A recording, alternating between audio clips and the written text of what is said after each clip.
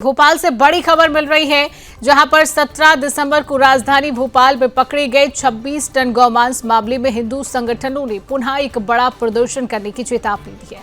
विश्व हिंदू परिषद और बजरंग दल के कार्यकर्ताओं ने पिछले महीने पीएचक्यू के पास मांस से भरे ट्रक को पकड़ा था। पकड़े गए मांस की जांच में गौमांस होने की पुष्टि हुई थी।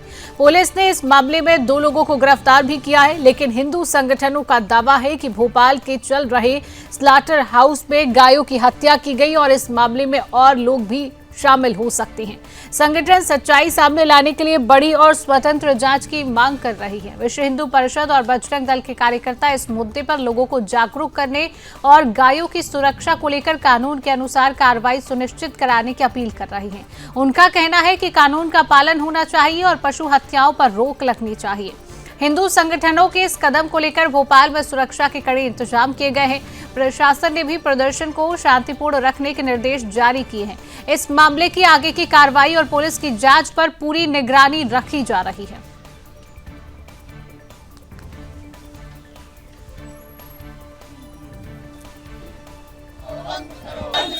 और जो अब कार्रवाई हुई है, जिसमें असलम कुरैशी और चमड़ा और शोएब जो ड्राइवर गिरफ्तार किए गए हैं, ये मात्र 2 लोग इस काम में, इतने बड़े काम में इन्वॉल्वमेंट नहीं हो सकते। इसमें मेरे पास एक कागज है जो नगर निगम के डॉक्टर हैंगे, डॉक्टर गौर, उनके द्वारा सर्टिफाइड कहा गया है कि 85 बफेलो को काटा गया था, जिस कारण से वो गाड़ी को पुलिस को छोड़ना पड़ गया। नगर निगम के कुछ आला अधिकारी भी मौके पे पहुंचे थे, जिनने बोला था कि नहीं, आप ये गाड़ी कैसे पकड़ सकते हैं। तो प्रशासन की जो इकाई है नगर निगम, उसके द्वारा प्रमाणित की गई गाड़ी है, इसमें कोई आपको संदेह करने की आवश्यकता नहीं है। लेकिन जब मद्रास से रिपोर्ट आती है तो इतना बड़ा ब्लंडर हो जाता है कि 26 टन मांस, जिसमें लगभग 100 से अधिक गायों का वध कर दिया जाता है, यानी राजा भोज की भूमि पे गौ माता का खून उसकी माटी में मिलाने का काम नगर निगम के दुष्ट अधिकारियों ने करा है। और इसी खबर पर और अधिक जानकारी लेंगे। मध्य प्रदेश के ब्यूरो चीफ रामस्वरूप शर्मा जी हमारे साथ जुड़ चुके हैं। रामस्वरूप जी, भोपाल पर जिस तरीके से 26 टन गौमांस बरामद हुआ है, क्या है ये पूरा मामला, विस्तार से बताइए। धन्यवाद सुरांगी जी। मैं सबसे पहले आपको बता दूं कि बीते 17-18 दिसंबर की आधी रात को जब कड़कड़ाती ठंड पड़ रही थी, ऐसी स्थिति में जो हिंदू संगठन के कार्यकर्ता हैं, बजरंग दल और विश्व हिंदू परिषद के जो कार्यकर्ता हैं, उनने एक दबिश देकर एक ट्रक को बरामद किया था, पकड़ा था। और सबसे बड़ी बात यह है कि ये इस जगह से इस ट्रक को पकड़ा था जो राजधानी भोपाल का सबसे पॉश इलाका माना जाता है। और न केवल ये पॉश इलाका है, बल्कि मध्य प्रदेश की राजधानी भोपाल में मध्य प्रदेश का पुलिस हेडक्वार्टर भी है, पीएचक्यू के पास से इसे एक मांस से भरे ट्रक को पकड़ा था। उसमें संदिग्ध अवस्था में यह माना जा रहा था कि इसमें गौमांस है, लेकिन तर्क ये दिया गया कि इतनी ज्यादा मात्रा में जो गौमांस जा रहा है, ये अधिकृत तौर पर जो स्लॉटर है हाउस है, उसके द्वारा ये काटा हुआ जो दूसरे पशु है, उनका ये मांस है, और लिहाजा इस मांस को जाने दिया जाए। तो उस गाड़ी को वहां से रवाना कर दिया गया था, लेकिन उसका जो सैंपल है मांस का, वो लेबोरेटरी में भेजा गया था। उसकी जब जांच रिपोर्ट आई तो उसमें ये पुष्टि हुई कि 26 टन जो गौमांस पिछले 17 दिसंबर को 18 दिसंबर की दरमियानी रात को जो पकड़ा था, वो गौ माता का ही मांस था। तो इतनी ज्यादा मात्रा में जो गौ माता है, उनको राजधानी भोपाल के एक निजी स्लाटर हाउस में काटा गया है। सबसे बड़ी बात यह है कि इस स्लाटर हाउस को राजधानी भोपाल का जो नगर निगम है, उसके द्वारा सर्टिफाइड किया गया था, उसके द्वारा इसको अनुमति और मान्यता दी गई है। तो इसके जो पूरी मामले को लेकर नगर निगम के कर्मचारियों ने यह भी तर्क दिया था कि इस ट्रक को छोड़ा जाए, क्योंकि इसे मान्यता नगर निगम के द्वारा दी गई है। मतलब प्रशासनिक बॉडी की देखरेख में ये स्लाटर हाउस चलता है, इसमें किसी भी तरह का गौमांस होने की संभावना नहीं है। लेकिन अब जब हिंदू संगठनों ने इस बात को जांच के आधार पर, जो मांस पकड़ा गया था उसकी जांच के आधार पर इसकी पुष्टि कर दी है, इस बात को पुष्ट कर दिया है कि वो गौमांस था, तो अब न केवल जिहादी असलम चमड़ा और जो दूसरे जिम्मेदार ड्राइवर उस पूरे मामले के लिए अपराधी हैं, बल्कि अब माना यह भी जा रहा है कि जो नगर निगम प्रशासन है, उसका एक बड़ा अमला भी इस गौकसी के मामले में कहीं न कहीं संलिप्त है।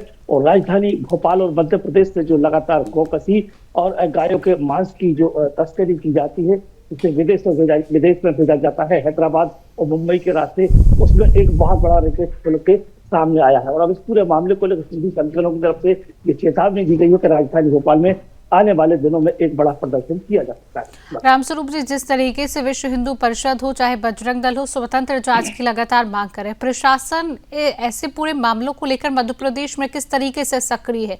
क्योंकि पहला मामला नहीं है जब गौमांस का मामला सामने आया, कई बार आपने भी इस पर रिपोर्ट किए, कई बार ऐसे मामले सामने आ चुके, तो सवाल जानना ये जरूरी हो जाता है कि प्रशासन ऐसे मामलों पर क्या सख्ती बरतती है, क्या कार्रवाई की जाती है?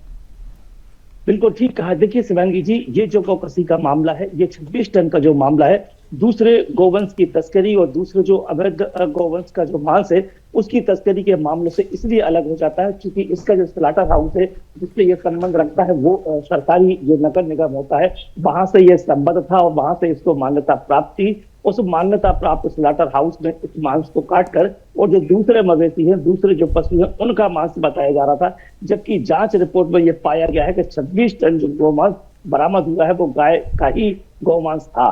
तो ये दूसरे मामलों में अलग माना जाता है। अब इस पूरे मामले को लेकर हिंदू संगठनों ने ये भी कहा है कि मध्य प्रदेश सरकार का यहाँ मुख्यालय है, मध्य प्रदेश के मुख्यमंत्री डॉक्टर मोहन यादव कुछ ही किलोमीटर की दूरी पर सीएम हाउस है और पुलिस हेडक्वार्टर यानी कि सीएचक्यू मध्य प्रदेश का वहीं पर मौजूद है।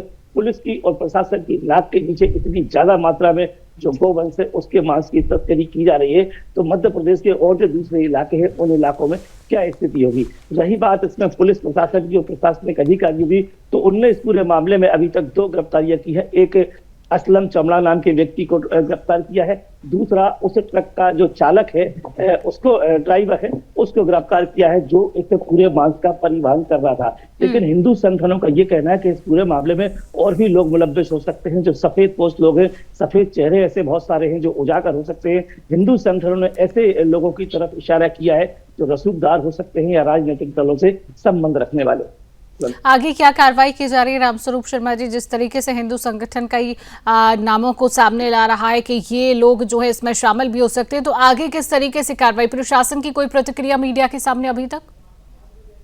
देखिए, इस पूरे मामले को लेकर फिलहाल हिंदू संगठनों ने जो मीडिया के सामने अपनी मांग रखी है कि इसमें बड़ी एक गोपनीय जांच की मांग की गई है और यदि ये जांच होती है तो निश्चित तौर पर इसमें कई सारे जो बड़े चेहरे हैं, न केवल राजधानी भोपाल के बल्कि मध्य प्रदेश की राजनीति से ताल्लुक रखने वाले जो लोग हैं वो भी उजागर हो सकते हैं। इस तरह की संभावना हिंदू संगठनों के द्वारा व्यक्त की जा रही है, उन्हीं के द्वारा एक गोपनीय जांच की मांग की जा रही है। तो आने वाले दिनों में यदि बड़ी जांच इस पूरे मामले को लेकर नहीं बैठाई जाती है, प्रशासन की तरफ से कोई बड़ी जांच की घोषणा और आश्वासन नहीं दिया जाता है, तो राजधानी भोपाल में हिंदू संगठनों के जो कार्यकर्ता हैं, विश्व हिंदू और बजरंग दल के जो बजरंग दल के जो कार्यकर्ता हैं वो सड़कों पर उतरेंगे और एक उग्र आंदोलन करेंगे। चलिए, बिल्कुल रामस्वरूप जी, तमाम जानकारी साझा करने के लिए आपका बहुत बहुत धन्यवाद।